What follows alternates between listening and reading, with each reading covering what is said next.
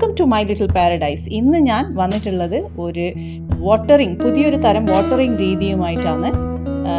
ജോലിക്ക് പോകുന്നവർക്ക്, സമയമില്ലാത്തവർക്കെല്ലാം വെള്ളം ഒഴിക്കുന്നതിന് ഒരു സൗകര്യം, പുതിയ തരത്തിലുള്ള സൗകര്യം ഒരുക്കിക്കൊണ്ടാണ് ഇന്ന് ഞാൻ വന്നിട്ടുള്ളത്. അതുപോലെ നമ്മൾ ചെടി ഡെക്കറേറ്റ് ചെയ്യുന്ന സമയത്ത് വുഡൻ സ്റ്റാൻഡാണെങ്കിൽ ഇപ്പോൾ ഈ സ്റ്റാൻഡിൻ്റെ തട്ടുകൾ വുഡ് കൊണ്ടുള്ളതാണ്. അപ്പോൾ വെള്ളം വീണ് കഴിഞ്ഞാൽ സ്റ്റാൻഡ് വേഗം കേടാവും. അതുപോലെ തന്നെ ഇൻഡോർ ഡെക്കറേറ്റ് ചെയ്യുന്ന സമയത്ത് വെള്ളം ഒരുപാട് ഒഴിച്ചാലും നമുക്ക് അകത്ത് നനവും വെള്ളവും ആവുന്നതിന് പകരം ഈ ഒരു രീതിയിൽ വെള്ളം ഒഴിച്ചു കഴിഞ്ഞാൽ നമ്മുടെ വീട്ടിലുള്ള സാധനങ്ങൾ കൊണ്ട് ഇങ്ങനെയൊരു സൂത്രം ചെയ്തു കഴിഞ്ഞാൽ നമുക്ക് വെള്ളം നന ഒരു പ്രശ്നമാവില്ല, എളുപ്പമായി മാറും. എല്ലാ ദിവസവും വെള്ളം ഒഴിക്കേണ്ട ആവശ്യവും വരില്ല. അപ്പം ഇന്നത്തെ വീഡിയോയിലേക്ക് കടക്കാം.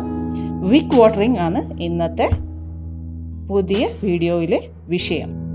ഈ വിക്ക് വാട്ടറിങ്ങിന് ആദ്യം വേണ്ടത് നമ്മൾ ഇതുപോലെ കുറച്ച് തിരികൾ ഉണ്ടാക്കുക എന്നുള്ളതാണ്. അപ്പം ഞാനിവിടെ ഉപയോഗിച്ചിട്ടുള്ളത് ഒരു പഴയ ബനിയൻ, അതിനെ കട്ട് ചെയ്ത് സ്ട്രിപ്പുകളാക്കി, പിന്നെ നമ്മൾ വിളക്കിലിടുന്ന തിരി പോലെ ഇതുപോലെ തിരികളാക്കി വെച്ചു. ഒരു പോട്ടിന് ഒരു തിരി എന്നുള്ള തോതിൽ ഞാനിത് റെഡിയാക്കി വെച്ചു.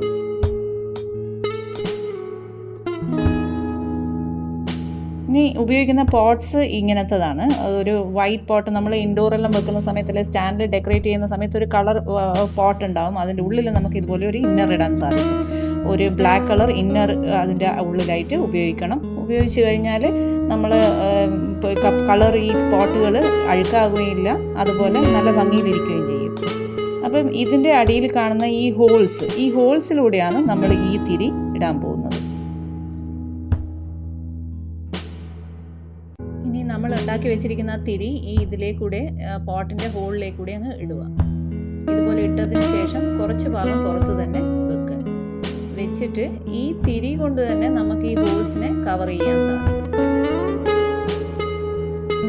ഇതുപോലെ ഹോളിൽ തിരി ഇട്ടതിന് ശേഷം കുറച്ച് ഭാഗം പുറത്ത് വെച്ചുകൊണ്ട് ബാക്കി ഉള്ളിൽ ചുരുട്ടി അങ്ങ് വെച്ചേക്കുക.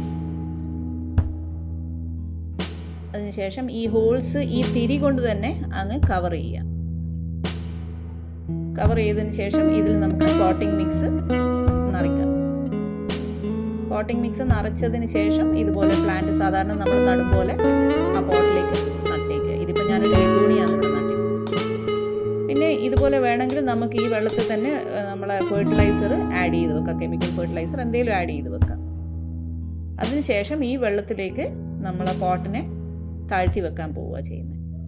അപ്പോൾ ഇതുപോലെ ഞാൻ കുറച്ച് ഫേൺസ് ആണ് ഇവിടെ നട്ടിട്ടുള്ളത്. ബോസ്റ്റൺ ഫേൺ ഉണ്ട്, പിന്നെ ഈ ഫേണിൻ്റെ പേര് എനിക്കറിയില്ല.